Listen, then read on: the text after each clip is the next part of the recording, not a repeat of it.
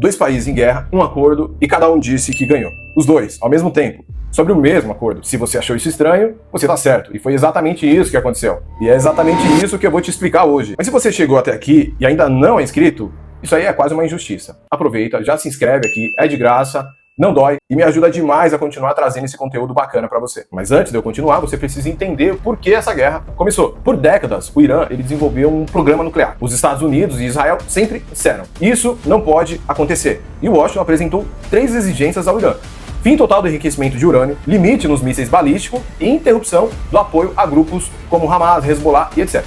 O Irã disse não. Em 27 de fevereiro, um dia antes dos ataques, essa agência nuclear aqui da ONU descobriu urânio altamente enriquecido escondido em uma instalação subterrânea iraniana e declarou que não podia garantir que o programa nuclear do Irã era exclusivamente pacífico. Esse foi o gatilho final. No dia 28 de fevereiro, os Estados Unidos e Israel lançaram a Operação Fúria Épica, o maior movimento militar americano no Oriente Médio desde a invasão do Iraque em 2003. O objetivo oficial é destruir as armas nucleares antes que elas existissem. Meu amigo, e foi aí que o mundo mudou. O líder supremo do Irã, ele foi morto nos primeiros ataques. Em resposta, o Irã ele fechou o Estreito de Hormuz, justamente a passagem por onde transita 20% de todo o petróleo e gás do mundo. O petróleo ele disparou, as bolsas globais despencaram e o mundo entrou na maior crise energética desde 1973. Trump ele subiu o tom e ameaçou, deu 48 horas para o Irã abrir o Estreito de Hormuz. E 21 horas, na data de ontem, terça-feira, acabava o prazo.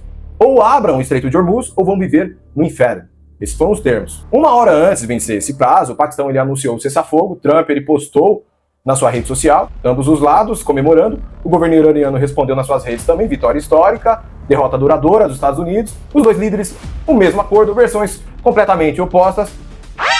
Como isso é possível? E por que o cessar-fogo ele tem apenas 2 semanas de duração? E os termos finais ainda nem existem. O Irã quer o fim de todas as sanções, controle do Estreito de Hormuz, retirada das tropas americanas da região e reconhecimento do seu programa nuclear. Na prática, cada lado contou para sua audiência o que ela queria ouvir. Mas por que o acordo aconteceu agora, dessa forma, mediado pelo Paquistão? Com o Estreito de Hormuz fechado, desde março, o petróleo chegou a $120 o barril, alta de 70% desde o início da guerra. As passagens aéreas subiram absurdamente. O fornecimento global de energia entrou em colapso. A China já estava pressionando. O Paquistão tem laços históricos com o Irã. E a China ela tem laços profundos com o Paquistão.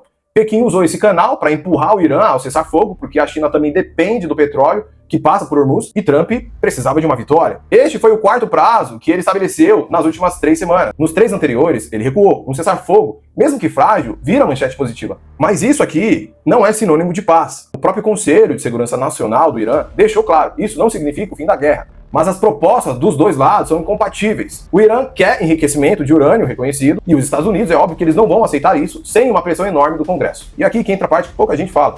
Tecnologia e inteligência artificial mudaram a natureza desse conflito. Drones guiados por IA atacam alvos sem piloto humano, sistemas de defesa antiaérea processam ameaças em milissegundos. A guerra moderna não precisa mais de exercícios convencionais para poder causar destruição enorme. Isso torna o cenário global mais perigoso, não menos. E o que isso tem a ver com você, meu caro investidor brasileiro? Tudo! Com o cessar-fogo, o petróleo ele já despencou 16%, isso nas últimas horas. As bolsas asiáticas já subiram mais de 5% e o mercado europeu ele teve a maior alta em um ano. Mas essa volatilidade toda, para cima e para baixo, isso é termômetro de um mundo completamente instável. Dólar sobe quando o risco global aumenta, petróleo sobe quando rotas estratégicas fecham, e o Brasil, que exporta commodities e importa geopolítica, sente esse impacto diretamente nas carteiras. Entender esse mundo não é curiosidade intelectual, é proteção patrimonial. Então, vivemos um cessar-fogo real? Ou apenas uma pausa de 2 semanas antes dos próximos capítulos? A história ela vai responder. Mas uma coisa é certa, meu amigo. Quem está entendendo esse jogo de tabuleiro já não se surpreende com mais nenhum tipo de movimento. Já aproveita, me segue no canal, se inscreve para poder ficar a par de tudo que acontece no mundo. Um abraço!